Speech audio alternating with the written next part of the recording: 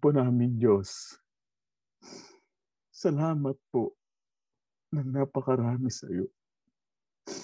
Pinupuri at sinasambak po ng iyong mga lingkod. Sa pagkakataong ito'y nagagalak ang bawat isa sa amin. Sapagkat kanina pa lang sa aming pag-aawitan, muli mo pong ipinaranas sa bawat isa sa amin na muli ka namin kasama sa mga ganitong pagtitipon. Salamat sa paglingap mo sa bawat isa sa amin. Muli kaming tanggapin, Ama. Huwag kang magtatangi. Yakapin mo kaming isa-isa. Palakasin kaming isa-isa. Makapagpatuloy lang kami sa paglilingkod sa iyo. Nakikita mo ang aming mga puso. Kinasasabikan ka namin, O Ama. Salamat sa mga ganitong pagsamba. Tinatanggap mo kami. Nililingap mo kami. Pinadarama mo sa amin na mahal mo ang bawat isa. Hindi man kami naging dapat, Panginoon. Hindi man kami naging dapat sa iyong banal na paningin. O Ama, napakabuti mo. Hindi mo kami pinapatulan. Nagkukulang man kami. Nagkasala man kami. Hindi mo kami iniiwan. Nararamdaman ka pa rin namin kapag kami tumatawag sa iyo. Patawarin kami ngayon, O Ama. Linisin ang aming mga pagkatao upang sa aming pagharap nagiging dapat ang bawat isa sa amin. Nilalapit namin sa iyo. Naaalala namin ang iba naming mga kapatid. Ama, hindi namin sila kasama sa ganitong pagtitipon. Hindi namin sila kapili na pupupuri sa iyo. Pakialaala mo po ang mga kapatid namin. Silang mga inaapi. Silang mga kinakawawa. Silang mga nakakulong, O Ama. Huwag mo silang bibitawan. Huwag mo silang pababayaan. Ipagkaloob sa kanila ang iyong basbas, ang iyong pagkalinga, at hustisyang nararapat sa kanila. Ipagkaloob mong makasama rin namin sila sa mga ganitong pagtitipon. Alalahanin ang mga ngasiwa. Itayo mo siyang matatag sa aming unahan. Alalayan mo siyang lagi, Panginoon. Ipagkaloob sa Kanya ang malusog na pangangatawan. Pagkalooban siya lagi ng kapangyarihan, katalinuhan nagmumula sa iyo. Panginoon po namin, Jesus, napakabuti mo sa amin. Pinupuri at sinasamba ka po namin. Salamat ng napakarami sa iyo. Patuloy mo kaming inilalapit sa Ama. At salamat na mamalagi sa aming puso ang pag-iibigang magkakapatid. Sumasampalataya kami, Ama. Narinig mo ang aming mga panalangin. Nagpatawad ka sa iyong mga lingkod. Ang lahat ay hinihiling namin sa pangalan ng aming tagapagligtas na si Kristo Jesus. Amen. Mga mahal na kapatid, ang ating pong pag-aaralan ay hango sa isang leksyong inihanay ng kapatid na Eranio Manalo. Ang pamagat ay dinirinig ng Diyos ang panalangin ng mga hinirang niya. Bilang mga taong hinirang ng Diyos sa mga huling araw, nasa atin po ang banal na karapatan na manalangin sa Diyos at tanggapin anuman ang hingin sa Kanya. Ang pananalangin po ay pakikipag-usap sa Diyos upang ipahayag sa Kanya ang ating mga kahilingan. Nakalulungkot na may mga lingkod ang Diyos na hindi lubos na sumasampalataya sa bisa at magagawa ng panalangin. Hindi tayo dapat mahanay sa ganitong uri ng mga kapatid. Sa mga panahong ito na kailangan po natin ang tulong at pag-alalay ng Diyos sa ating buhay sa daigdig na ito, dapat at kailangan nating lubos na panaligan ang halaga ng panalangin. Na ang Diyos ay nakikinig at sumasagot sa panalangin ng mga hinirang niya. Ano ang katunayang sinasagot ng Diyos? Ang panalangin ng mga hinirang niya. Pakinggan ninyo ang sagot sa awit 9:10. Nananalig sa iyo, Panginoon, ang kumikilala sa iyong pangalan. Dahil wala pang lumapit sa iyo na iyong tinanggihan. Ano katunayang sinasagot ng Diyos? Ang panalangin ng mga hinirang niya. Sabi po ng Biblia, Panginoon, wala pang lumapit sa iyo na iyong tinanggihan.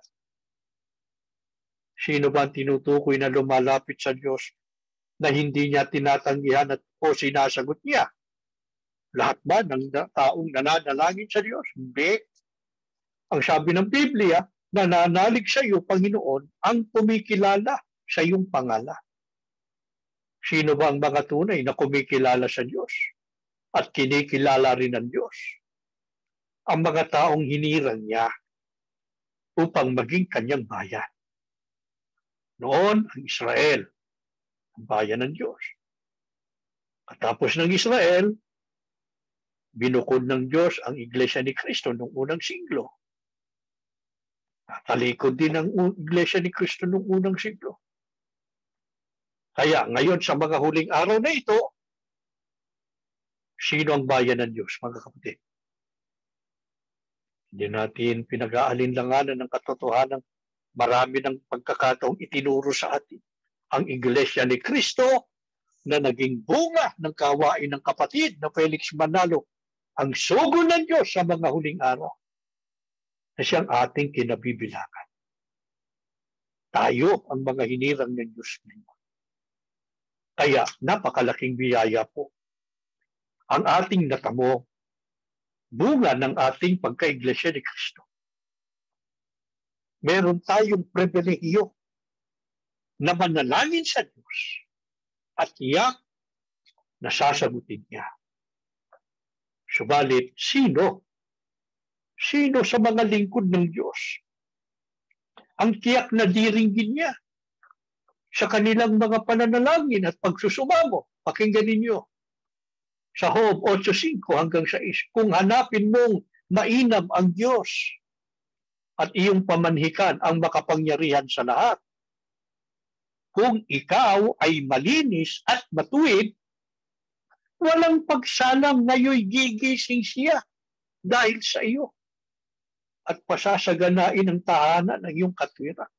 Sino po sa mga lingkod ng Diyos ang tiyak na diringgin niya sa kanilang mga panalangin?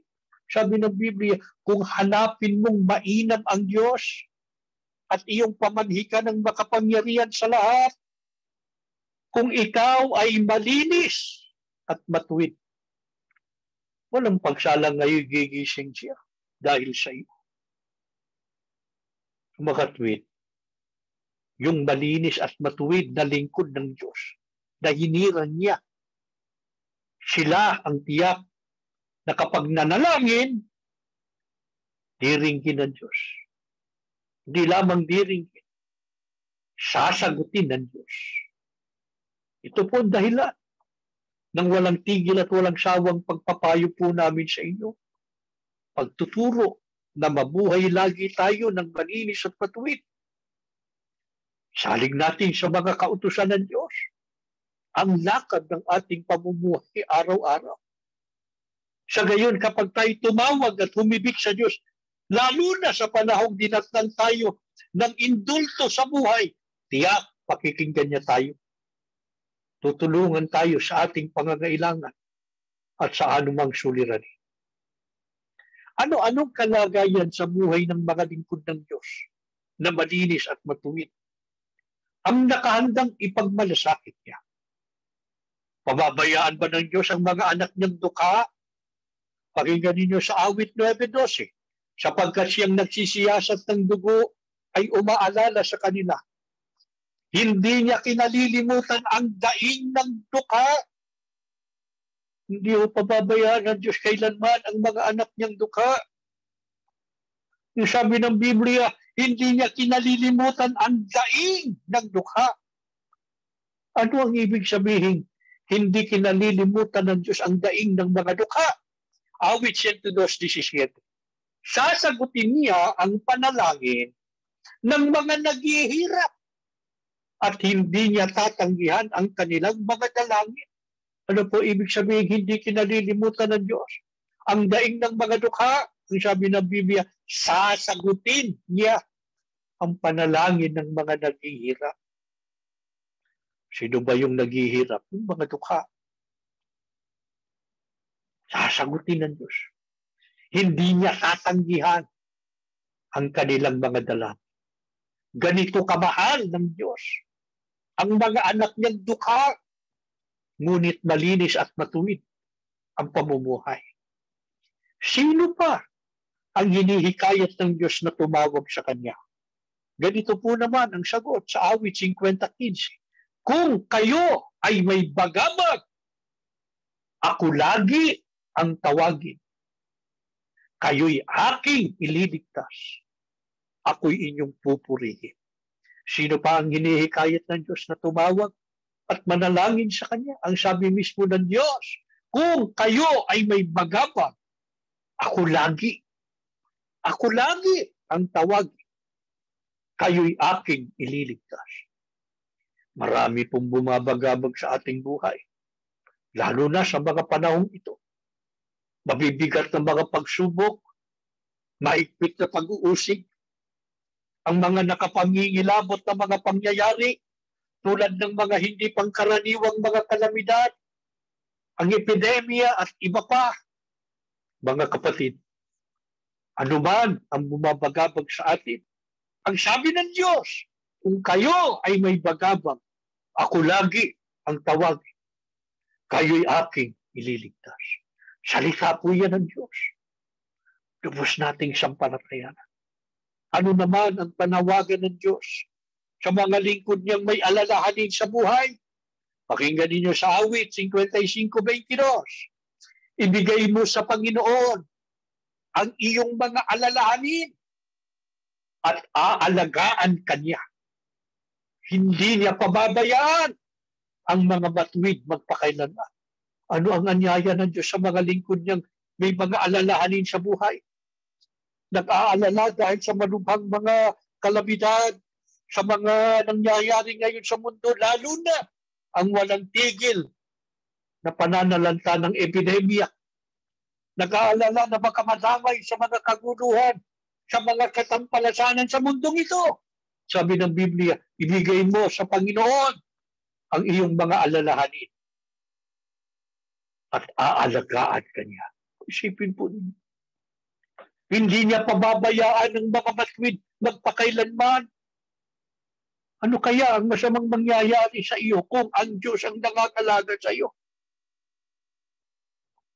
Yan ang sinasabi ng Biblia. Hindi niya pababayaan ang mga matuwid magpakailanman. Bilang mga tao, nag-aalala tayo sa mga nangyayari sa daigdig. Pero ang sabi ng Biblia, ibigay mo sa Panginoon ang iyong mga alalahanin. Aalagaan ka ng Diyos. Sino pa ang pakikinggan ng Diyos kapag tumawag sa Kanya? Awit 17. Papakinggan mo, Panginoon, ang dalangin ng mga hamak. Patatatagin mo ang loob ng mga kapuspalan. Sino pa ang pakikinggan ng Diyos kapag tumawag sa Kanya? Sabi ng Biblia, papakinggan mo, Panginoon, ang dalangin ng mga hamak. Patatatagin mo ang loob ng mga kapuspalan. Ang marami sa atin, mga kapatid, mga hamak lamang.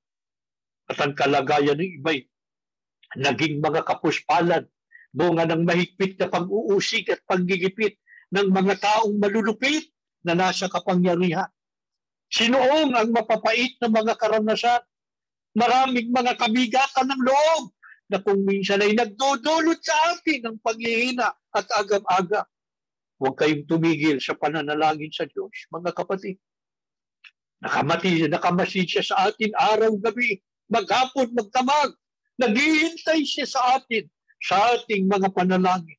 Ano pangako sa atin? Ang sabi ng Biblia, papakinggan mo, Panginoon, ang dalangin ng mga hamak. Patatatagin mo ang loob ng mga kapuspalan. Nanghihina man, pero patatatagin ang loob natin. Hindi tayo pababayaan ng Diyos. Ano pang mabigat na kalagayan ng lingkod ng Diyos?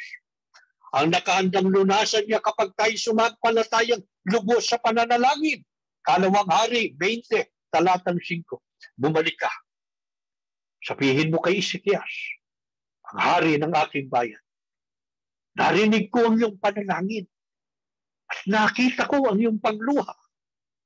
Kaya pagagalingin kita. Sa ikatlong araw, makakapasok ka na sa templo. Alam na alam natin ang mga pangyayaring ito, mga kapatid, sa lingkod ng Diyos na si Ezekias, na naging hari sa Israel. Isang matuwid na hari. Siya'y nagkaroon ng mabigat na karamdaman. Na siyang dahilan kaya siya'y nakatakda ng mamatay. Alam ba ninyong nagtaning ng kanyang buhay, mga kapatid? Hindi isang tao na manggagamot, kundi ang Diyos mismo. Ang Diyos mismo ang nagtaning. Ang Diyos mismo nagsabi sa pamamagitan ni Isaias na propeta, mamamatay ka na. Sipin mo, kung sinong babali nung salitang yun, ang Diyos mismo nagsabi, mamamatay ka na. Kung yung doktor, pag may sinabi, pag tagtaning karaniwan, pinaniniwalaan talaga yun. Kaya lang, hindi niya masabi kung kailan talaga yung takdang oras na babawian ng buhay. Pero pagka ang doktor nagtaning, karaniwan, talagang natutupad yun. Pero ang Diyos, mga kapatid, hindi mo pwedeng pasubalian Di ba? Sinabi ng Diyos, mamamatay ka na. Walang hina ba si Ezekiel? Nawalan ba siya ng pag-asa? Na-depress ba kaagad siya? Ano ginawa ni Ezekiel? Nanalangin siya ng buong taimtim sa Diyos. Nakita ng Diyos yun eh. Ano binunga ng kanyang panalangin? Ang sabi ng Diyos sa pamamagitan ni Propeta Isaiah, narinig ko ang iyong panalangin. Nakita ko ang iyong pagbuha. Kaya pagagalingin kita, isipin mo. Kasasabi lang ng Diyos eh. Mamamatay ka na. Pag alis ni Isaiah, nanalangin si Ezekiel. Hindi pa nakakalayo si Isaiah. Pinabalik ng Diyos si Isaiah para sabihin sa kanya, pagagalingin kita. Ganong kabilis. Sinagot ng Diyos si Ezekiel. Bakit? Dahil sa kanyang pananampalataya. Sa makatwid, anuman ang suliranin, gaano man kabigat na pagsubok, anumang bansa at panganib ang nakaamba sa buhay. Kahit pa, madamay ka sa epidemya, nakamamatay na karamdaman, kayang-kayang lunasan ng Diyos. Lahat ng maaaring maging dahilan ng kalungkutan, kapigatian, kabagamagan o alalahanin sa buhay ng tao, magaang maaalis ng Diyos sa mga tunay na mga lingkod niyang sumasampalataya at matuwid at malinis ang buhay. Itong dahilan, mga kapatid, bakit itinuturo sa atin ang leksyon ito upang ipagunita sa atin na walang dahilan para tayong manghina at mawalan ng pag-asa sa anumang mga nararanasan nating mga kapaitan sa buhay ngayon. Meron tayong pribilehiyong manalangin sa Diyos at idulog sa Kanya anuman ang ating mga suliranin. Tularan natin ang marami nating mga kapatid sa paninindigan na hindi nagsasawa sa mga pananalangin, pansariling panalangin, panalangin pansambahayan, pagkatapos ay buong tsagaring dumadalo sa ating araw-araw na pagpapanata. Wala ni katiting na pag-aalinlangan sa bisa at nagagawa ng panalangin. Nakalagak ang buong pag-asa niya tiwala sa pananalangin. Kaya pagka meron siyang naramdamang panghihina, agad nananalangin. Pag may alalahanin sa buhay at siyang nababagabag, agad nananalangin. Meron siyang nararamdamang sakit sa kanyang katawan, agad nananalangin. Nalulungkot siya, nagugunita niya. Ang mga nagdaang panahon, nagkasiglahan ng paglilingkod sa Diyos. No, hindi pa tayo, tinitiwalag, nagugunila. Nababagabag, namimigati, doon siya bumabaling sa panalangin. Doon niya pinubuksan ang kanyang dibdib sa harap ng Diyos. Sapagkat sumasampalataya siya, anuman ang kanyang mga nararanasan, anuman ang mga suliranin niya, lahat kayang-kayang alisin ng Ama. Lahat kayang-kayang lunasan ng Diyos. Ano ang isang mahalagang dapat nating isama sa ating pananalangin sa Diyos? Lalo sa panahong ito ng maraming kaligaligan at panganib sa buhay. Lucas 21:34-36. Mag-ingat kayo na huwag kayong malulong sa labis na pagsasaya, paglalasing, at matuon ang inyong pag-iisip sa mga alalahanin sa buhay na ito.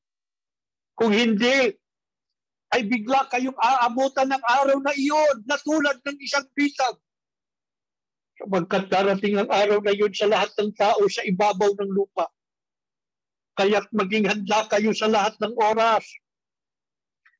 Lagi ninyong idalangin na magkaroon kayo ng kalakasan upang malampasan ninyo ang lahat ng nangyayaring ito at makatayo kayo sa harap ng anak ng tao.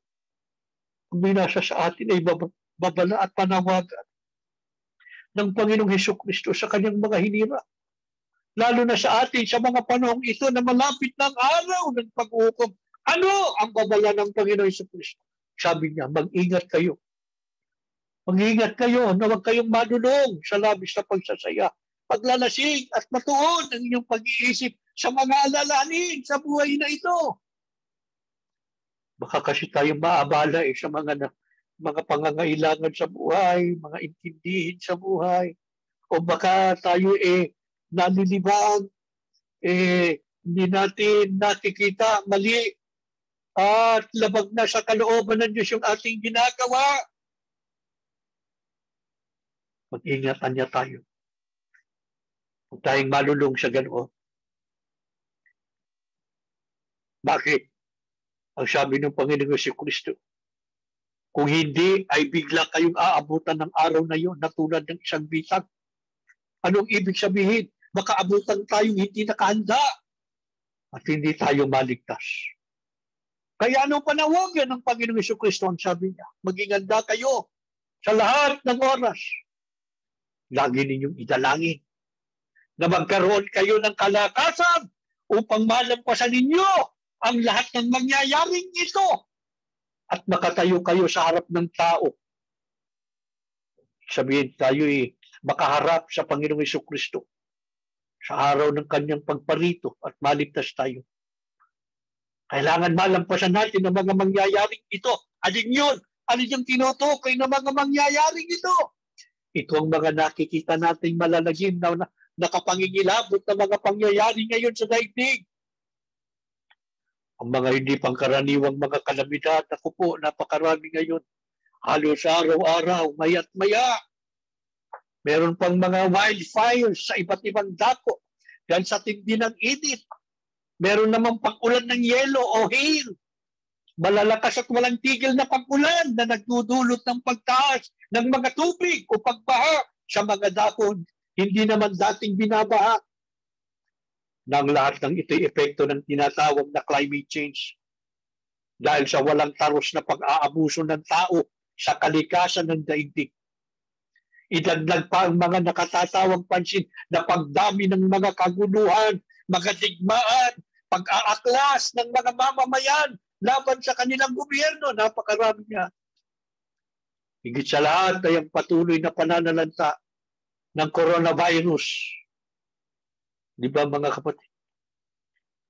Paano natin malalampasan ang lahat ng mga nangyayaring ito sa ating panahon na malapit na ang pagdating ng Panginoong Jesucristo? Ang sabi niya, lagi ninyong idalangin na magkaroon kayo ng kalakasan upang malampasan ninyo ang lahat ng mangyayaring ito.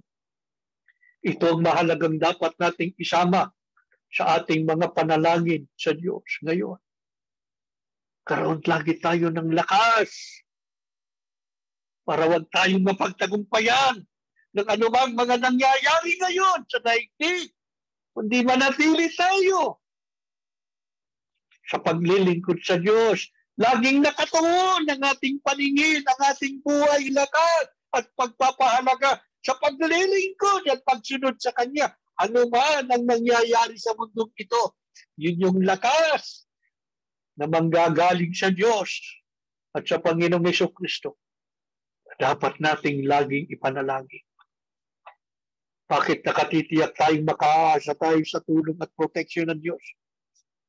Sa panahon ng pangangailangan at mga panganib, mga kasapunan at iba't iba pang mga nangyayari ngayon sa daigdig.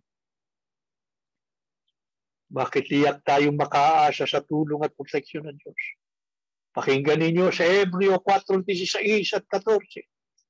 Magsilapit nga tayong may pagkakatiwala sa luklukan ng biyaya upang tayo'y magsipagtamo ng awa at mga kasumpong ng biyaya upang tumulong sa atin sa panahon ng pangangailangan. Yamangan tayo mayroong isang lubang dakilang saserdote na pumasok sa kalangitan. Si Jesus na anak ng Diyos, ay ingatan nating matibay ang ating pagkakilala. Bakit natitiyak po nating makaasa tayo sa tulong at proteksyon ng Diyos sa panahon ng pangangailangan at panganib, mga kasakunahan na nangyayari ngayon sa mundo. Sapagkat ang sabi ng Biblia, meron tayong isang lubang dakilang saserdote na pumasok sa kalangitan. Si Jesus na anak ng Diyos. Iniluklok siya ng Diyos, ang Panginoong Jesucristo sa mga langit, at inilagay siya sa kanyang kanan para mamagitan sa atin, sa kanya, na Diyos. Ang ating Panginoong Jesucristo, ang ating tagapamagitan sa Diyos. Nasa tabi siya ng Ama. Laging nakaabang para ipamagitan tayo sa Kanya. Nauunawaan niya ang ating kalagayan. Sapagkat minsan sa buhay niya ay nabuhay siya rito sa lupa. Nagdanas din siya ng maraming hirap. Yung ating mga nararanasan ngayon. Ang totoo ay katuparan lamang ng ipinagpauna ng mga apostol. Pakikihati natin sa mga hirap ni Kristo. Yung ating mga pagsubok na inaharap araw-araw. Yung mapapait na karanasan na lagi nating itinadalangin sa Ama. Yung maigpit na pag-uusig sa atin. Na siyang dahilan ng lagi nating mga kanumpayan. Lahat po ng yan, naunang dinaanan ng Panginoong Jesucristo. Kaya yung ating nararanasan ngayon, pakikihati sa hirap ni Kristo. Alam niya ang ating pinagdaraanan. Naunawaan niya ang ating kalagayan.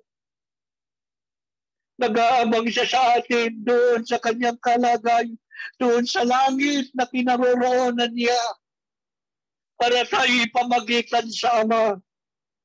Ano ang anyaya niya sa atin? Ang sabi, magsilapit nga tayong may pagkakatiwala sa luklukan ng biyaya ng Panginoong Jesucristo. Bakit hindi kayo lumapit, mga kapatid? Nasa inyo na ang pagkakataon, ibinibigay namin sa inyo para kayo ay lumapit sa Panginoong Jesus. Huwag kayong masapatan na sa Diyos lamang lumapit. Manalangin din kayo sa Panginoong Jesus sapagkat yan ang utos ng Diyos. Kaya niya inilagay ang kanyang buktong na anak na luklukan ng biyaya para lagi tayong lumapit din sa Kanya. Ito ngayon ang anyaya sa atin. Magsilapit tayo may pagkakatiwala sa luklukan ng biyaya. Para tayo magsipagtamo ng awa at mga kasumpong ng biyaya upang tumulong sa atin sa panahon ng pangangailangan.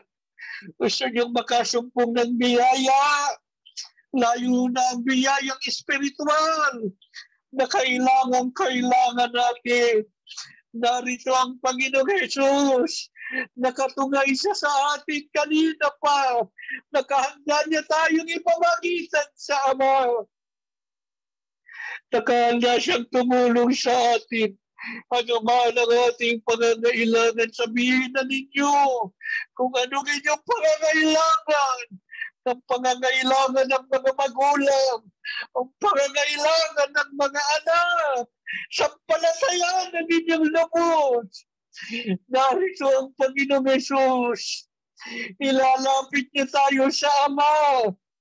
Pagka siya ang lumapit sa Ama, hindi sa tatanggihan mga pagka sinabi niya sa Diyos. Mas tayong magkakapatid na naririto, nagkakatipon sa kanilang harapan. Pamasmasan tayo ng Ama sa pamamagitan ng Espiritu ng kanyang anak. Tumayo kayo mga kapatid, mananalangin na tayo. Ama naming Diyos, salamat ng marami sa iyo sa ganitong mga leksyong itinuturo mo sa amin. Kumigising ang aming mga damdamin. Napupukaw ang aming mga puso. Lalong nag-aanap sa aming puso ang iyong kapangyarihan ang Spirit mo na itinatak mo sa amin, nagtutulak sa amin ngayon na kami lumapit sa iyo, Ama, para humiling ang aming pangangailangan. Nakahanda kaming ilapit sa iyo ng aming Panginoong Jesucristo. Inilagay mo siyang luplukan ng ibiyaya. Lumalapit kami sa iyo ngayon. Maawa ka, Panginoong Diyos. Lingapin mo kami lahat. Huwag mo kami itatakwil. Panginoong Jesucristo, narito na kami. Ikaw ang luklukan ng biyaya. Nasa kanan ka na naman. Nauunawaan mo ang aming kalagayan. Naiintindihan mo bakit kami kung minsan nangihina. Kung minsan halos ay nakatingin na lang sa kawanan. Salamat na lamang ng marami. Lagi mo kaming ginugunita sa ganitong mga magsamba. Halika na, Panginoon Jesus. Halika na sa aming piling. Palakasin mo kami lahat. Wala kami tutungi. Dalawin mo bawat tahanan. Namiklasabay kami sa iyo. Kailangan ka namin para kami makapagpatuloy. Makapagandal kami lubos sa araw ng iyong pagparito. Mapagtagumpayan namin ang lahat ng mga nangyayari ngayon sa mundo ito. Makaharap kami sa iyong pagbabalik. Makasama kami sa iyong karyan. Para mula. Para mawang ng Panginoong Jesus. Basbasan mo bawat sambahayan. Alalahanin mo ang mga magulang. Mga magulang na nalayo sa mga anak. Mga anak na nalayo sa mga magulang. Pamilya na kayo ay walay dahil sa higpit ng pag-uusig. Panginoon, alalahanin mo kami lahat sa mga sandalan ito. Hihingi mo kami ng pagpapala sa Ama. Ang pagpapala kailangan ng aming mga kaluluwa. Maawa ka, Panginoon, sa mga kapuspalan, sa mga hinirang mong mga duka, mga nangangailangan. Dahil po sa tindi ng pag-uusig, hindi na nila maasikaso ang pansariling kapakanan. Maawa ka, alalahanin mo ang mga kapatid namin. Ang iba sa kanila ay nasa kulungan hanggang ngayon. Alalahanin mo sila, Panginoon. Alalahanin mo ang kanilang mga pagtitiis. Ang hirap na kanilang binabaka araw-araw. Pag-aalin mo kanilang kalooban. Sino man ang may sakit, pagalingin mo. Lunasan mo ang aming mga suliranin. Amang banal. Ama, maawa ka. Magpapaalam na kami sa iyo. Hindi namin haharapin ang sanlibutan. Muli namin ipakikipagbaka ang pananampalatayang kaloob mo sa amin. Huwag mo kaming bibitiwan, Ama. Kahit ano mangyari sa mundang ito, tulungan mo pa kami lalong maging matiisin at matyaga. sa paglilingkod at pagsunod sa iyo. Sumasampalataya kami, Ama. Narinig mo ang aming mga panalangin. Muli mong binasbasan kaming magkakapatid. Muli namin pinagtitibay ang aming pangako. Lagi kaming namumuhay sa pagsunod sa iyo. Tataguyod namin ang malinis at matuwid na pamumuhay. Tuli mong basbasan ang pamilya ng kapatid na Iranyo Manalo. Mo silang pamamayaan, Ama. Saan man sila naroon, ipagmalasakit mong lagi ang aming mga kapatid.